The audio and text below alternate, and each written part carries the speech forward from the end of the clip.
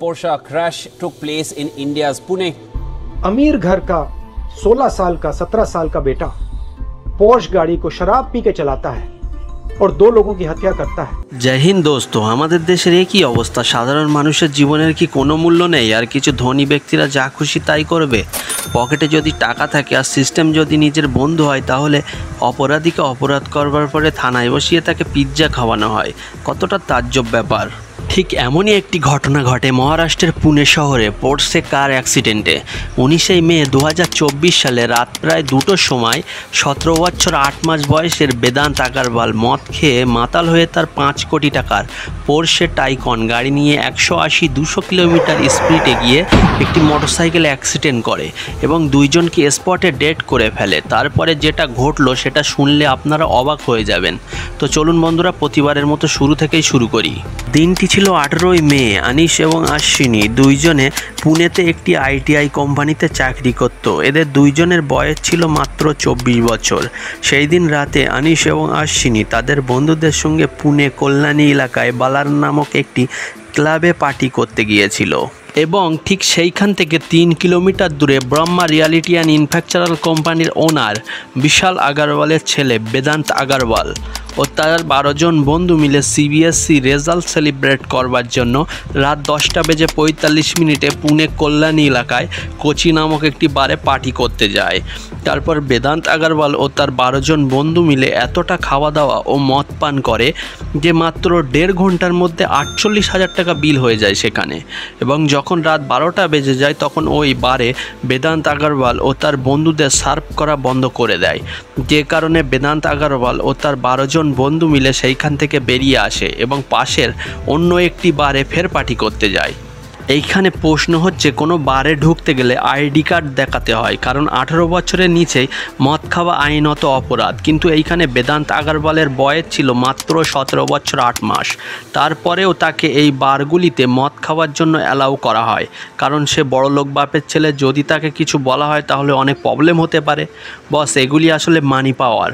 তারপর সেই বাদ থেকে প্রায় রাত 2টোর দিকে বেদান্ত আগারওয়াল বেরিয়ে আসার পরে তার ড্রাইভারকে গাড়ি চালাতে সে বারণ করে এবং কোনো লাইসেন্স ছাড়াই বেদান্ত আগারওয়াল নিজে 5 কোটি টাকার পোর্শে টাইকন গাড়ি নিয়ে 180-200 কিলোমিটার স্পিডে পুনে ছোট ছোট রাস্তায় চালাতে লাগলো। আর ঠিক একই সময় আনিশ ও আশ্বিনী তারাও পার্টি থেকে ফিরছিল। যখনই তারা কল্যাণী নগরে টার্নিং রাস্তার ওইখানে একটা বাঁক নেয়, আর ঠিক তখনই উল্টো সাইড দিয়ে বেদান্ত আগারওয়াল তার পোর্শে টাইকন গাড়ি নিয়ে এসে মারাত্মকভাবে অ্যাক্সিডেন্ট করে। আর কিছু সময়ের মধ্যেই আনিশ এবং আশ্বিনী দুজনেই মারা যান। কিন্তু এই অ্যাক্সিডেন্টে বেদান্ত আগারওয়ালের কোনো ক্ষতি হয় না, কারণ তার গাড়ির এয়ারব্যাগ খুলে যায় এবং সে বেঁচে যায়। দুর্ঘটনাটির পরেই সেইখানকার সমস্ত লোক গাড়ির কাছে জড়ো হতে লাগলো এবং বেদান্ত আগারওয়ালকে 2-4টে চট চাবড় মেলে পুলিশের কাছে তুলে দিল, এটা ভেবেই যে দুটি মানুষের মৃত্যুর কারণে তাকে কঠিন থেকে কঠিন শাস্তি দেবে পুলিশ। কিন্তু এইখানে সাধারণ মানুষের ধারণা সম্পূর্ণ ভুল প্রমাণিত হয়, কারণ বেদান্ত আগারওয়ালকে পুলিশ অ্যারেস্ট করবার মাত্র 15 ঘন্টা পরে ছেড়ে দেয়। এটা দেখে মানুষ তাজ্জব হয়ে যায়। আসলে কি ঘটেছিল সেটা শুনলে আপনারাও তাজ্জব হয়ে যাবেন যে আসলে পয়সার কত পাওয়ার। যখন প্রথম বেদান্ত আগারওয়ালকে পুলিশের হাতে তুলে দেয়, সর্বপ্রথম পুলিশ বেদান্ত আগারওয়ালকে এরবাড়া পুলিশ স্টেশনে নিয়ে যায়। সেইখানে নিয়ে যাওয়ার ঠিক 1 ঘন্টা পরে রাত 3টের সময় এমএলএ সুনীল তিংড়ে পুলিশ স্টেশনে পৌঁছায়। বন্ধুরা, এইখানে আপনারা একটু চিন্তা করে দেখুন তো, যে একটা এমএলএ সে রাত 3টের সময় তার ঘুম নষ্ট করে একটা 17 বছর 8 মাস বয়সের ছেলেকে, যে দুইজনকে মেরে থানায় এসেছে, তার জন্য পুলিশ স্টেশনে পৌঁছাচ্ছে। একটু ভেবে দেখুন তো, যে কোনো সাধারণ ঘরের ছেলের জন্য কি কোনো এমএলএ রাত 3টের সময় তার ঘুম নষ্ট করে এই কাজটা করবে? নিচেই কমেন্টে জানাবেন। আসলে বেদান্ত আগারওয়াল খুবই ধনী ঘরের ব্রহ্মা রিয়েলিটি অ্যান্ড ইনফ্রাস্ট্রাকচারাল কোম্পানির ওনার বিশাল আগারওয়ালের ছেলে, যেটা আমি আপনাদের আগেই বলেছি। কিন্তু পরে একটি নিউজে এমএলএ সুনীল তিংড়ে বলেন যে তিনি কোনো কেস সলভ করবার জন্য সেইখানে যাননি। তিনি তো গিয়েছিলেন কারণ এই পরিবারের সঙ্গে তার দীর্ঘ 30 বছরের সম্পর্ক রয়েছে। এই পরিবারদের লোকদের তিনি নিজের বন্ধু মনে করেন। আর তিনি বলেন তাকে ফোন করে ডাকা হয়েছিল, সেই কারণেই তিনি হেল্প করবার জন্য সেইখানে গিয়েছিল। এবং তার কিছু সময় পরে এরবাড়া পুলিশ স্টেশনে আবার একটি ঘটনা ঘটে। দেখা যায় যে একটি গাড়ি নিয়ে একটি পিৎজা বয় পিৎজা নিয়ে পুলিশ স্টেশনে ঢোকে এবং পুলিশ স্টেশনের ভিতরে বেদান্ত আগরওয়ালকে বসিয়ে পিৎজা খাওয়ানো হচ্ছে। তারপর যখন বেদান্ত আগরওয়ালের নামে এফআইআর করা হয়, এফআইআর করবার পরে বেদান্ত আগরওয়ালের রক্তের রিপোর্ট করবার কথা ছিল, কারণ মদ খেয়ে থাকলে সাধারণত 6 থেকে 10 ঘন্টার মধ্যে রিপোর্ট করলে জানা যায় যে শরীরে অ্যালকোহল আছে কি না, কিন্তু এইখানে রক্তের রিপোর্ট করা হয় পুরো 8 ঘন্টা পরে, সকাল 11টার দিকে। এইখানে হয়তো আপনারা মনে করছেন যে 8 ঘন্টা পরে রক্তের রিপোর্ট করা হয়েছে, নিশ্চয়ই রক্তের রিপোর্ট পজিটিভ আসবে, কিন্তু না, আপনাদের ধারণা সম্পূর্ণ ভুল। যখন রক্তের রিপোর্ট আসে সেইখানে নেগেটিভ দেখায়, মানে বেদান্ত আগরওয়াল সেই দিন কোনো মদ খেয়েই ছিল না। বন্ধুরা, এইখানে আসল ঘটনাটি যেটা ঘটে সেটা হলো ওটা বেদান্ত আগরওয়ালের রক্তের রিপোর্টই ছিল না।